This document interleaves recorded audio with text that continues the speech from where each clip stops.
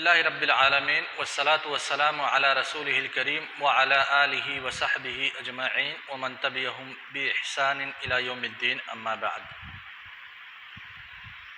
اللہ کا فضل ہے کہ ہم لوگوں نے اب تک اصول فقہ کی مقدمات یعنی مبادی اور اساسیات اور ساتھ ہی ساتھ حکم تکلیفی کے اقسام پر گفتگو کی ہے اور الحمدللہ یہ چیپٹر ختم ہو گیا۔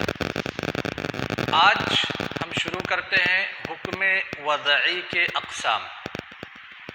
شروع میں بتلایا گیا تھا کہ حکم کی دو قسمیں ہوتی ہیں، حکم کی تین قسمیں ہوتی ہیں، حکم عقلی، حکم عادی، حکم شرعی، اور پھر حکم شرعی کی دو قسمیں کی گئی تھیں، حکم تکلیفی اور حکم وضعی۔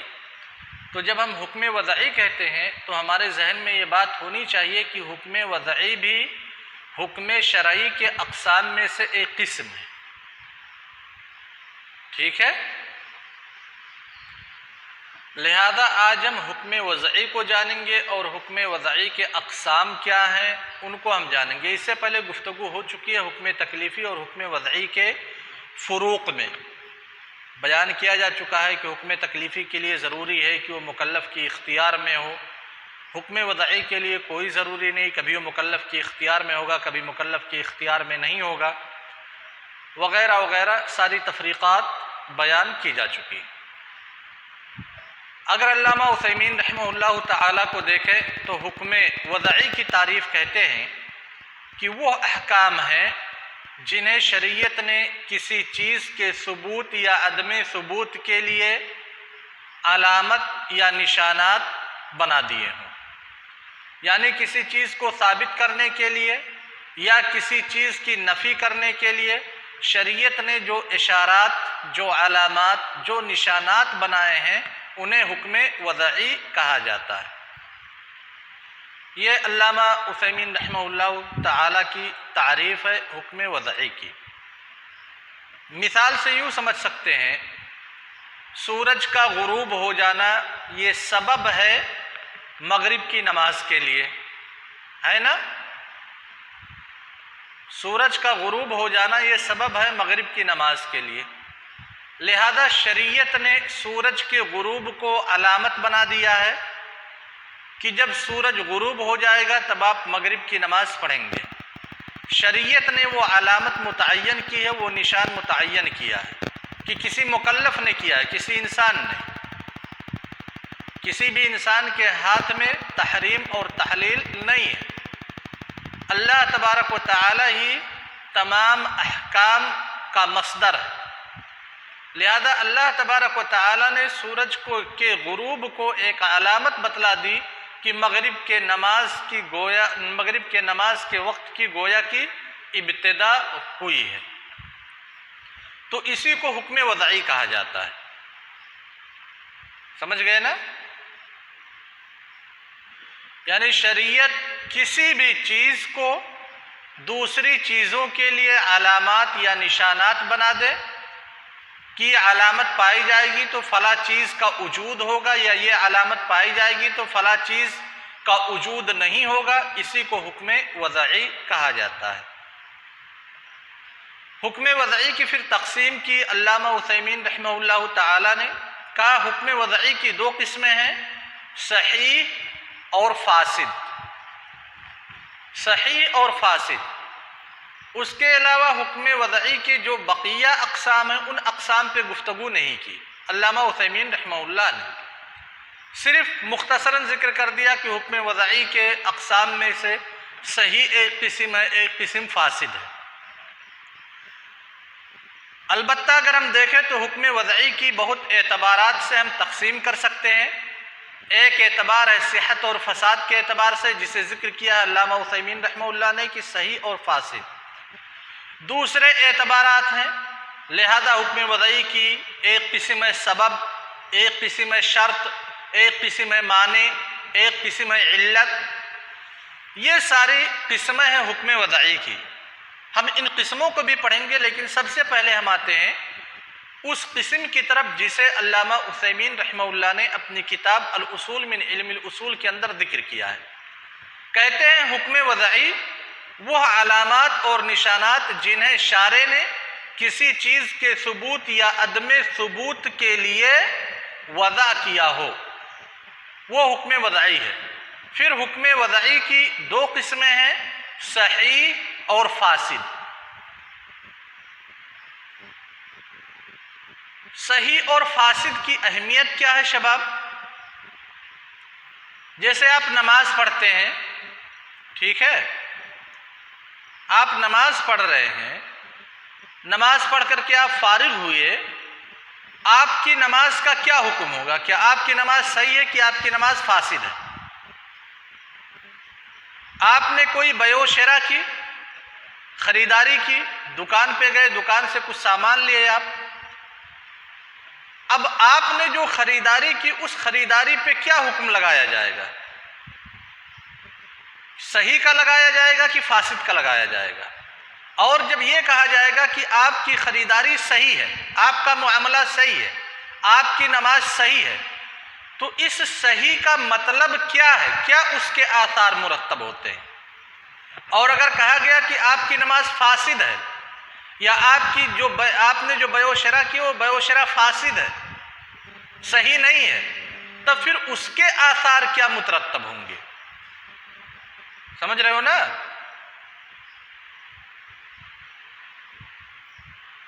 لہذا آتے ہیں سب سے پہلے صحیح کی تعریف پہ۔ لغت میں صحیح یہ سقیم کا اپوزٹ ہے، سقیم کا ضد ہے۔ سقیم مطلب بیمار، صحیح مطلب تندرست، یہ لغوی اعتبار سے۔ اصطلاحی تعریف، ایک تعریف علامہ عثیمین رحمہ اللہ نے ذکر کی ہے۔ علامہ عثیمین رحمہ اللہ کے نزدیک جو صحیح کی اصطلاحی تعریف ہے کہ جس پر اس کے فعل کے آثار مرتب ہوں، خواہ وہ عبادت ہو یا معاملہ ہو۔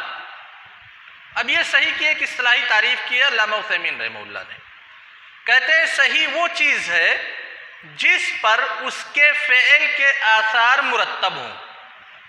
اب یہ فعل کے آثار کیا کہنا چاہتے ہیں؟ فعل کے آثار مرتب ہوں تو ہم اس کا مطلب یہ سمجھ سکتے ہیں کہ صحت کا حکم کسی فعل پہ اس وقت لگایا جائے گا جب اس فعل پر ہم شرعی احکام کو مرتب کر سکتے ہیں۔ اگر افعال کا تعلق، یعنی جن پہ ہم صحت کا حکم لگا رہے ہیں، اگر ان کا تعلق عبادات سے ہے تو ہم کہیں گے کہ مکلف بریء الذمہ ہو گیا۔ جب بولا جائے گا کہ صحیح ہے، یعنی نماز صحیح ہے، روزہ صحیح ہے، زکوٰۃ جو آپ نے ادا کیا وہ صحیح ہے، حج جو آپ نے کیا وہ صحیح ہے، تو مطلب یہ ہوگا کہ ایک انسان بریء الذمہ ہو گیا۔ اور جب مکلف کے افعال صحیحہ کا تعلق معاملات سے ہو، جیسے عقود ہو گئے، نکاح ہو گیا، بیع ہو گیا، کرایہ ہو گیا، رینٹ ہو گیا، اجارہ ہو گیا، تو پھر ہر عقد پر اس کے شرعی احکام مرتب کیے جا سکیں۔ کچھ بات سمجھ میں آئی؟ صحیح کا مطلب یہ ہے چاہے وہ عبادات سے متعلق ہو یا معاملات سے، کہ جو شریعت کے احکام ہیں ان احکام کو ہم مرتب کر سکتے ہیں۔ اب ایک مثال لے لیتے ہیں، جیسے دکان پہ گئے، ہم نے ایک موبائل خریدی، موبائل کو اپنے قبضہ میں لیا، موبائل کی قیمت ہم نے دکاندار کو ادا کر دی۔ ہمارا یہ معاملہ صحیح ہے یا صحیح نہیں ہے؟ صحیح ہے، کیونکہ ایجاب و قبول اور ثمن مثمن ساری چیزیں پائی جا رہی ہیں، اور جو بیع کی صحت کے جو شروط ہیں وہ سارے شروط پائے جا رہے ہیں۔ ہم نے موبائل دکان سے لی، دکان والے نے موبائل کی قیمت بتلائی 8,000 روپے، ہم نے 8,000 روپے دکاندار کو دے دیے اور موبائل لے کر کے میں گھر چلا آیا۔ آپ کے اس معاملے کا، اس بیع و شراء کا حکم کیا ہے؟ آپ کا یہ بیع و شراء صحیح ہے یا غلط ہے، فاسد ہے؟ تو کہا جائے گا کہ چونکہ بیع و شراء کے جو تمام شروط تھے وہ سارے شروط آپ کی اس عقد میں پائے گئے، لہذا آپ کا بیع صحیح ہے۔ یعنی موبائل لے کر کے آیا میں خرید کر کے، یہ ہمارا خریدنا صحیح ہے، شریعت نے صحت کا حکم لگا دیا۔ اب صحیح ہے تو کیا مطلب صحیح ہے؟ وہی بتلا رہے ہیں کہ جب کسی چیز پر صحت کا حکم لگایا جائے گا تو جو شرعی احکام ہیں ان پر مرتب کیے جائیں گے۔ شرعی احکام کیا ہے؟ کہ موبائل جو اب تک دکاندار کی ملکیت میں تھی، آپ نے پیسہ دیا، موبائل آپ کی ملکیت میں منتقل ہو گئی، لہذا اب آپ موبائل کے مالک ہو گئے، موبائل کا جیسا آپ چاہیں استعمال کر سکتے ہیں۔ چاہے تو موبائل کو شیشے میں بند کر کے پیک کر کے رکھ دے، چاہے تو موبائل کو کال کے لیے یوز کرے، چاہے تو موبائل کو ویڈیو دیکھنے کے لیے یوز کرے، یا چاہے تو موبائل کو پڑھنے کے لیے استعمال کرے۔ یعنی آپ اپنی خریدی ہوئی چیز کے مکمل طور پہ مالک ہیں، آپ کو تصرف کا مطلق اختیار ہے۔ بات سمجھ میں آئی؟ یہ کہتے ہیں کہ آثار مرتب ہوئے، یعنی شرعی احکام کو ہم نے جو تصرف کے احکام ہیں، جب صحت کا فیصلہ کیا گیا اس معاملہ پر تو شرعی احکام مرتب ہو گئے۔ چلو ایک دوسری مثال سے سمجھتے ہیں۔ نکاح، ایک آدمی کو نکاح کرنی ہے ایک عورت سے، ولی بھی موجود ہے، مہر بھی مقرر کیا گیا، گواہ بھی موجود ہیں، اور لڑکے نے کہا کہ میں فلاں لڑکی کے نکاح کو قبول کرتا ہوں۔ نکاح قبول ہو گیا نا؟ جب نکاح میں ولی موجود ہے، مہر مقرر ہے، لڑکے کی طرف سے ایجاب و قبول بھی ہے، گواہ مقرر ہے، نکاح کا اعلان بھی کیا گیا یعنی مجمع میں کیا گیا، یہ نکاح صحیح ہے، کہتے ہیں کہ یہ نکاح صحیح ہے۔ اب جب فیصلہ کر دیا گیا نکاح صحیح ہے تو اس صحت پہ کیا احکام مرتب ہوتے ہیں؟ شریعت نے کچھ احکام مرتب کیے ہیں۔ کیا ہے؟ کہ اس آدمی کا جو عورت اس کی نکاح میں آئی ہے اس عورت سے استفادہ کرنے کا حق حاصل ہے۔ شوہر اپنی بیوی سے فائدہ اٹھا سکتا ہے، بیوی اپنے شوہر سے فائدہ اٹھا سکتی ہے، وہ چیزیں جو نکاح سے پہلے حرام تھی وہ چیزیں اب حلال ہو گئی ہیں۔ شوہر کی ذمہ داری ہے کہ بیوی کے نان و نفقہ کو سنبھالے، بیوی کے اوپر خرچ کرے، بیوی کی ذمہ داری ہے کہ شوہر کی اطاعت کرے، شوہر کی خدمت کرے، وغیرہ وغیرہ، بہت سارے احکام۔ سمجھ گئے نا؟ تو صحیح کا مطلب یہ ہے کہ شریعت نے جو احکام مرتب کیے ہیں، ہم کسی چیز پہ جب صحت کا حکم لگائیں گے تو وہ سارے احکام ہم کر سکیں۔ اچھا، اس کے بالمقابل باطل کیا ہے؟ باطل کا مطلب یہ ہے کہ شرعی احکام کو ہم اس پر مرتب نہیں کر سکتے۔ یہی نکاح کی مثال لے لیتے ہیں۔ ایک لڑکا اور ایک لڑکی کے درمیان معاشقہ ہوا، ویڈیو چیٹنگ ہوئی، واٹس ایپ سے چیٹنگ ہوئی، آئی ایم او سے ویڈیو کالنگ ہوئی، اس کے بعد لڑکی نے لڑکے کو پسند کر لیا، لڑکے نے لڑکی کو پسند کر لیا، بغیر لڑکی کے اولیاء کی رضامندی کے لڑکا لڑکی کو لے کر کے فرار ہو گیا، دونوں بھاگ گئے، کورٹ میں جا کر کے شادی کر لی، اور وہ بھی اسلامی کورٹ نے۔ اسلامی کورٹ تو اس کی اجازت نہیں دے گی، اپنے یہاں کا جو کورٹ پایا جاتا ہے وہاں پہ جا کر کے میرج سرٹیفکیٹ بنوا لیا۔ اب اس شادی کا کیا حکم ہے؟ صحیح ہے یہ شادی کی فاسد ہے؟ ہاں شباب،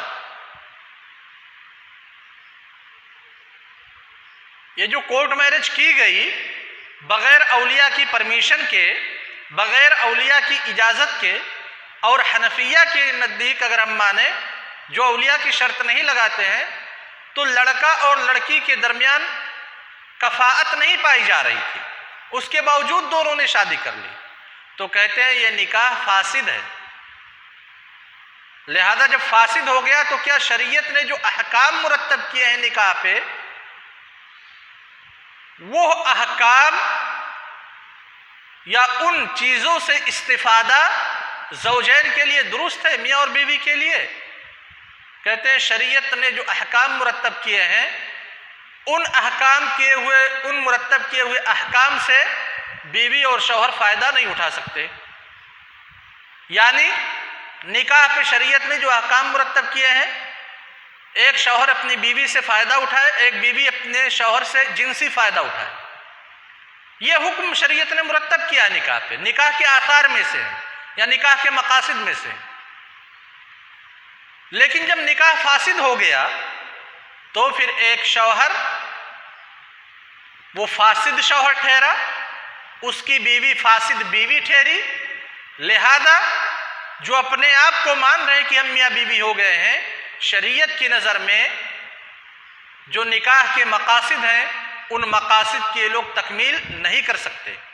یعنی ایک شوہر اپنی بیوی سے جنسی تعلق نہیں قائم کر سکتا، ایک بیوی اپنے شوہر سے جنسی تعلق نہیں قائم کر سکتی۔ کیوں؟ کیونکہ نکاح فاسد۔ موبائل کی مثال لے لیتے ہیں، موبائل ہم دکاندار سے خرید کر لے کر آئے، ٹھیک ہے، یہ موبائل ہم دکاندار کے پاس گئے، دکاندار سے ہم نے قیمت پوچھی، دکاندار نے 8,000 روپے قیمت بتلائی۔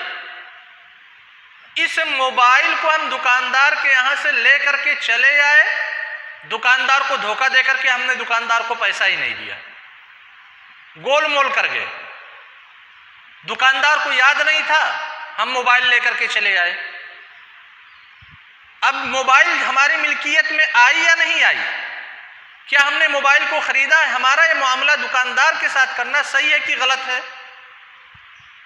ہونا تو یہ چاہیے کہ ہم اسے پیسہ دیں، وہ ہمیں موبائل دے، لیکن ہم نے پیسہ نہیں دیا، فراڈ کیا، اس کے ساتھ غش کیا، چیٹنگ کی، موبائل ہم لے کر کے چلائے، ہمارا یہ معاملہ صحیح ہے؟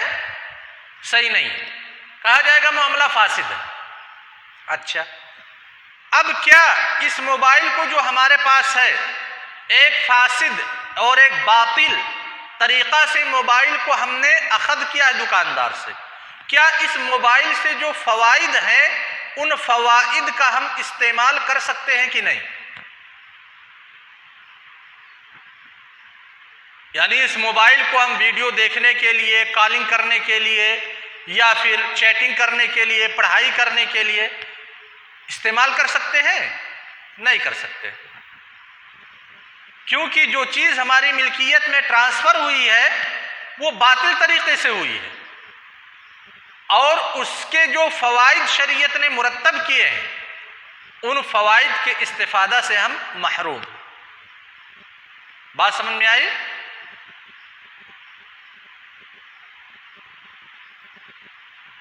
یہ تو ہو گئی معاملات، یعنی بیع و شراء، عقود وغیرہ۔ ایک دوسرا نقطہ ہے عبادات کا، کہ جب ہم عبادت میں کہتے ہیں کوئی چیز صحیح ہے یا فاسد ہے تو کیا مطلب ہوتا ہے صحیح کا، فاسد کا؟ نماز ہم نے ادا کی ظہر کی، ٹھیک ہے، نماز میں جو واجبات تھے، جو ارکان تھے، فرائض تھے، ان ارکان، فرائض، واجبات کے ساتھ ہم نے نماز ادا کی۔ اب شریعت کی نظر میں وہ نماز صحیح ہے، شریعت کہتی ہے نماز صحیح ہے۔ یہاں پہ صحت کا مطلب کیا ہے؟ یہاں پہ مطلب یہ ہے کہ جو ہمارے اوپر ایک بوجھ ڈالی گئی تھی، جو ذمہ داری ڈالی گئی تھی ظہر کے نماز کے ادا کرنے کی، اس ذمہ داری کو ہم نے انجام دے دیا، اب میں سبق دوش ہو رہا ہوں، اب میرے اوپر ظہر کی نماز کی ذمہ داری نہیں رہ گئی۔ یعنی میں بری الذمہ ہو گیا. بات سمجھے؟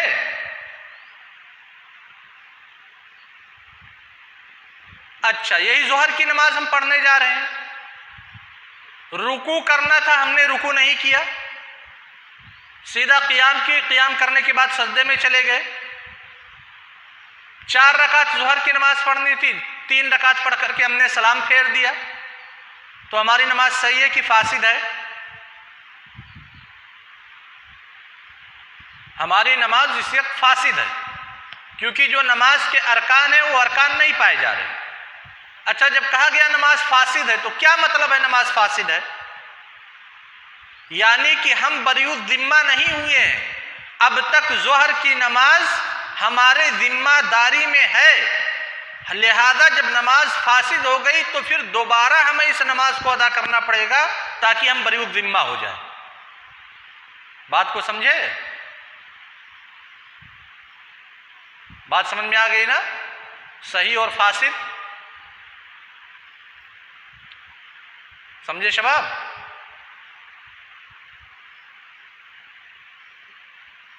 روزہ مثال کے طور پہ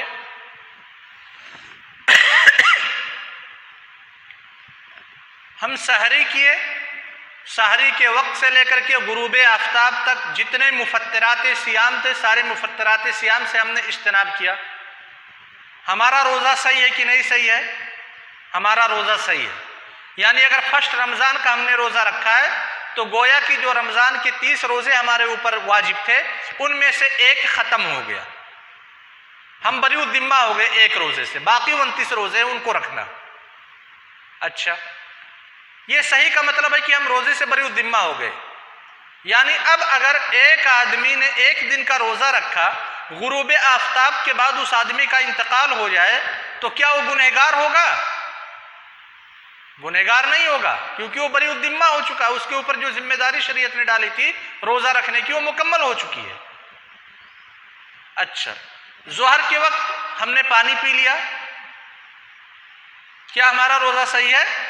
روزہ فاسد ہو گیا، کیونکہ روزہ مفطرات صیام میں سے ایک. روزہ فاسد ہو گیا کیا مطلب ہے؟